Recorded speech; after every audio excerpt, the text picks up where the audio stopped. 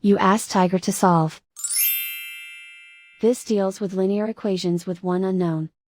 The final result is x equals 4. Let's solve it step by step. Simplify the expression. Expand the parentheses. Simplify the arithmetic. Break up the fraction. Group all x terms on the left side of the equation. Add x to both sides. Group like terms. Group the coefficients.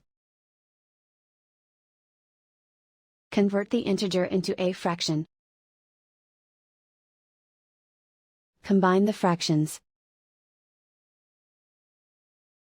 Combine the numerators. Group like terms. Simplify the arithmetic.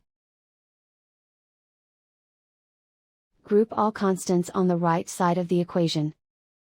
Add 8/5 to both sides. Combine the fractions. Combine the numerators. Reduce the zero numerator. Simplify the arithmetic. Convert the integer into a fraction. Combine the fractions. Combine the numerators. Isolate the x. Multiply both sides by inverse fraction 5/7.